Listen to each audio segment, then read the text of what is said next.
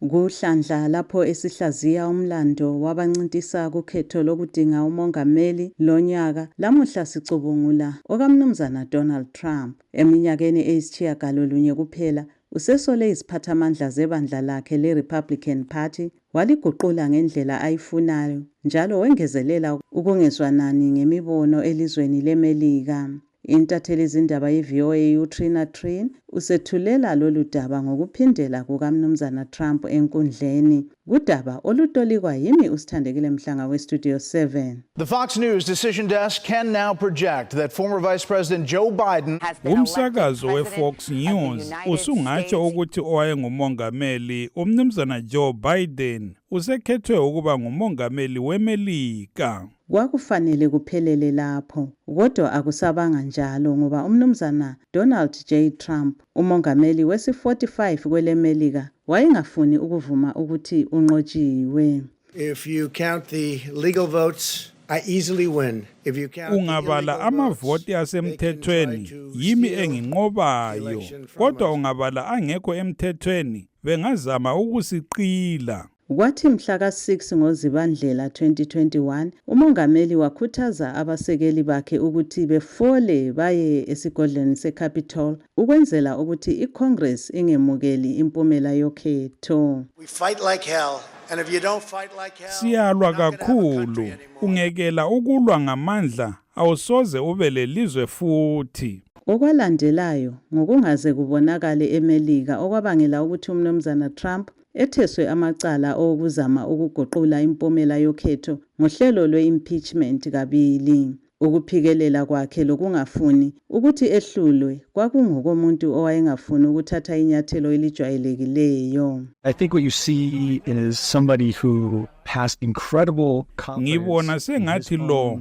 ngumuntu ozithembayo kakhulu ngombono wakhe. uRuss Bettner lo Susan Craig zintathelizindaba eziphenya indaba njalo ezaloba ugwalo oluthi Lucky Loser olungancomi indlela uMnumzana Trump aphathiswa imali kayise eyenza ukuthi abe yisinothi esisezingeni lamabhiliyone. He has not, since the early 80s, really trusted people who have subject area kusukela ngeminyaka yama-80s kakaze athembe abantu abalobuciko kuhlandla lwendaba ezithile. Uyazama ukubakhulela ukwenzela ukuthi kube lempumela ayifunayo. Izakhiwo zikaMnumzana Trump zazilotshwe ibizo lakhe ngamabala amakhulu aligolide okwakutshengisa ukuzimisela kwakhe lendlela azibona ngayo. Nanko amazwi kaNkosazana Craig. He was worth $200 million when he would talk in his interview he gave to the New York Times, and that grew to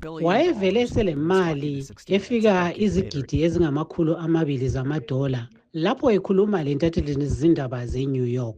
Kodwa eminyakeni elishumi eyalandelayo watshela abe-60 Minutes ukuthi kwakungamadola ayibhiliyoni eyodwa. Wayesevame ukukhuluma okuchiyeneyo. uMnumzana Trump waba yintshantshu ekutheni abantu bemnanzelele lokuthi abe lodumo njengosomabhizimusi abantu bengasebenza laye bephumelele. Wenza izigidi lezigidi zamadola ngebizo lakhe, kodwa lanxa wayephumelela kwakukhona okungalunganga. Amankampani akhe aqala ukubhidlika njalo abhaliswa ngokusemthethweni ukuthi awasela mali. Indawo zakhe zokubheja ezamakhasino lazo zalahlekelwa imali, avalwa wonke. Kodwa wathutsha ngohlelo lukamabonakude olwe-The Apprentice olwaba lodumo. ladies and gentlemen, I am officially running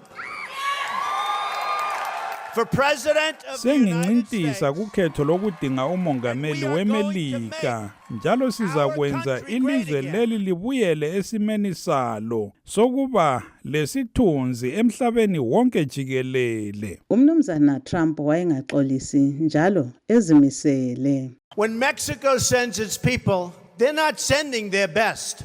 Nxa eleMexico liletha abantu balo lapha alilethi abangcono, liletha abadala amacala, abadlwengulayo, kodwa abanye ngithemba ngabantu abalungileyo. Njengomongameli uMnumzana Trump wakhetha abehluli bedale eliphakemeyo abancedisa ukungenela kwesinqumo selungelo lokukhipha izisu. the U.S. death toll now above sokubhubhe abantu abedlula inkulungwane ezilikhulu lamachumi amahlanu 150,000.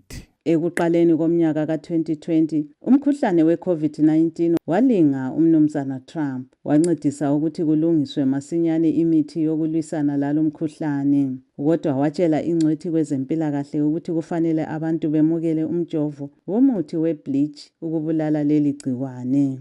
AbeMelika abedlula izigidi eziyisitshiyagalolunye bahlaselwa yilo mkhuhlane. Ababhubhayo bedlula inkulungwane ezingamakhulu amabili 230,000. Abavotayo bakhetha umnumzana Biden ukuthi abe ngumongameli. Esephumile embusweni umnumzana Trump wetheswa amacala amaningi njalo ngowakuqala umongameli ukuthi atholakale elicala. Kodwa udumo lwakhe lulokhe lumemetheka.